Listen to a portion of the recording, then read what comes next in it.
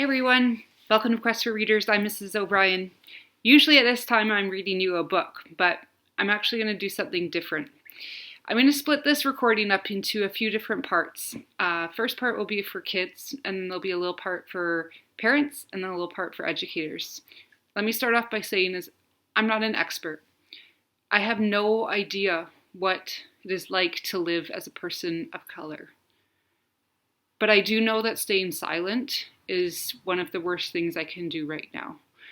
So I'm using my voice, not as a voice of expertise or a voice that even proclaims to know anything, but I want to make sure that I'm challenging people, that I'm holding myself accountable, and that I'm speaking out against racism.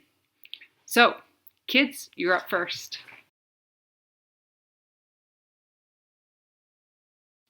Hey kids. First of all, I want to talk to my Black students, my former students, my future students, current ones that I have. I want to tell you that you matter. Your life matters so much. The world would not be the same without you. You are strong. You are smart. You are beautiful. You matter.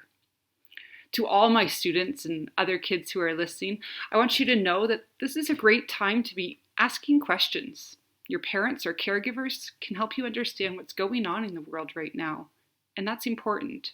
In fact, you've probably already learned about some of the difficulties that Black people have had throughout history. Sadly, it is still a very current problem. People are still mistreated every single day because of the color of their skin. Every single day. If you need help with these questions, the CNN Sesame Street special is a great place. There has been lots of questions on there, and they're probably some of the same questions that you might have. So this is a great starting place. If your family doesn't know where to go, have them watch this Sesame Street thing with you. If you're a little bit older, it still applies to you. You don't have to like Sesame Street as if you were a little kid to watch this. It has great answers to some great questions and will give you a starting point for a discussion.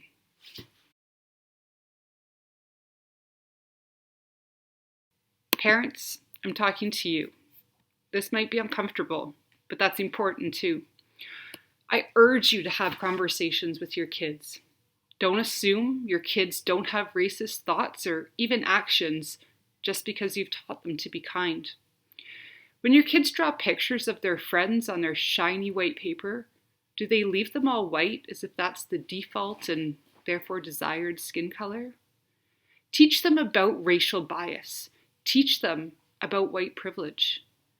Analyze your own racial biases and privileges. Do the work. Put books in their hands to show positive representation of all people. If we assume that kids will only read books or play with toys that look like them, we are wrong. We need to show our kids that we consider all people important and that all lives have value. If we only buy them the dolls or the books that have our own race, we are essentially erasing all others. Our actions are showing them that we value one race above another. So do some work. Have those hard conversations. Sit down and see what your kids want to talk about. You might be surprised that they have a lot of questions. I hope you can work together to find some answers and to think about what this all really means.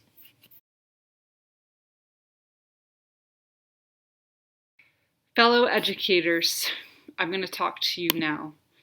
Now, I don't pretend to be the all-powerful knowing person in any of this, but I think that we need to do a better job.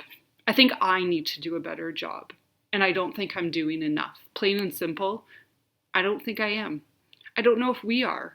If we are not actively teaching about racism, bias, privileges, then we've got to change. If we are not speaking up and advocating for racial justice, we're just not doing enough. If we look at the shelves in our classroom and it is barren with the books that show the representation in our classroom, in our schools, and in our world, we are not doing enough. If we are not holding our administration accountable for putting money into PD that will help us with anti-racist understanding, we are not doing enough. If we accept policies that do not account for racial biases and racial inequality, we are not doing enough. And you know what? I've had enough. My students, who are people of color, have had enough. Our kids deserve more. My students deserve more. So we've got to do the work. We've got to be active in our role. Don't assume that you are not racist. Learn what it means to become anti-racist.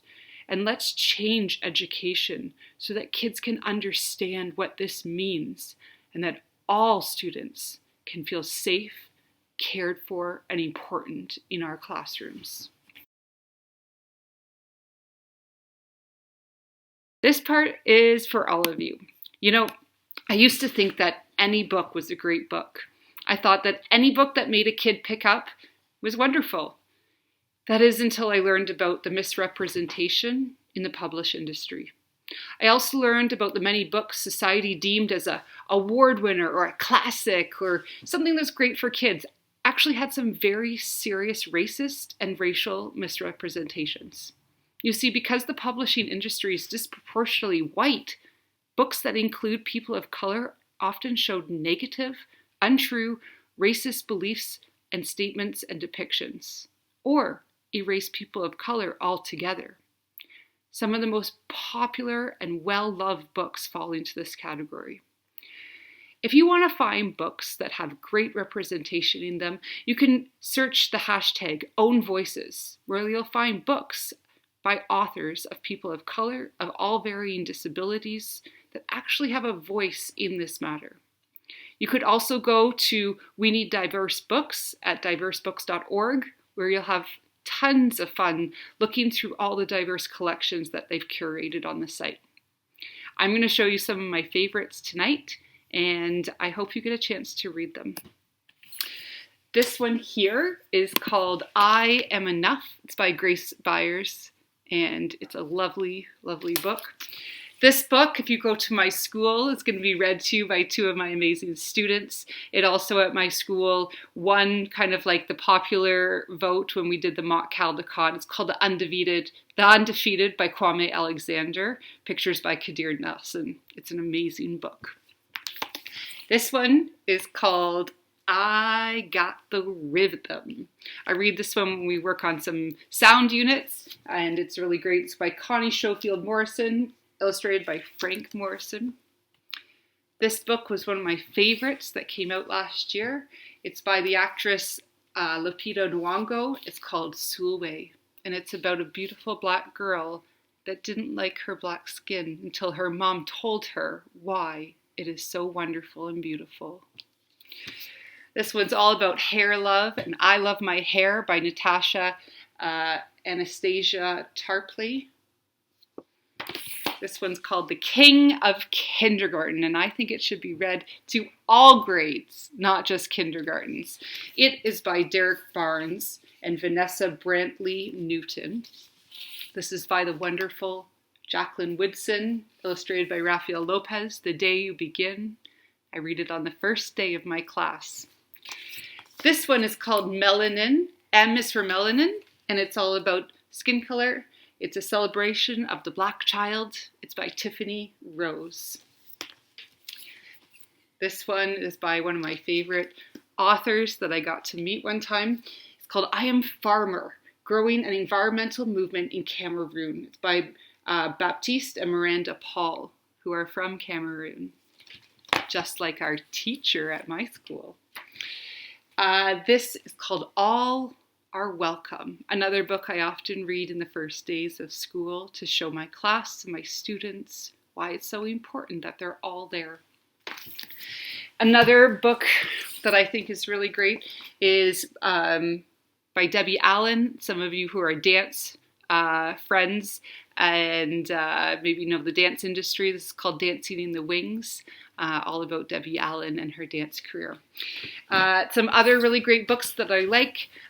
In my area, there's a lot of racism that goes on with First Nations people, and I wanted to make sure that we think about the representation of First Nations, Métis, Inuit people in our classrooms and on our bookshelves. So this one is a great one called Go Show the World, a celebration of Indigenous heroes by Wab Kinew. This one is called Nibby's Water Song. It is by Sunshine Tenasco and illustrated by Chief Ladybird. This one's a newer one called Fry Bread. It is by Kevin Noble Millard and illustrated by Juana Martinez Neal. This book is called When We Were Alone by Julie Flett and David A. Robertson, Canadians. These two here go together, When I Was 8 and Not My Girl. This one comes first, and then this one. They're both by Christy Jordan Fenton and Margaret Paquette Fenton. And these two kind of go together as well. Shinche's Canoe and Shishietko. Both of these are by Nicola I. Campbell. I know you probably don't have all these books. You might not have any of them.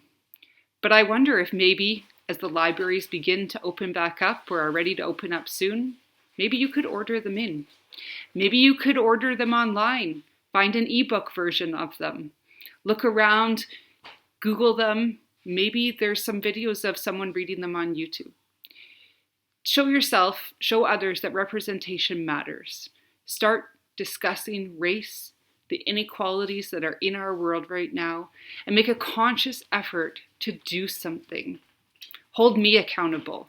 Tell me when you think I'm not doing enough or I don't have the proper representation. Let me know that you want change done. Let your teachers know, let your school know, let your parents know, and speak up, say something, and let everyone know that you stand against racial inequality.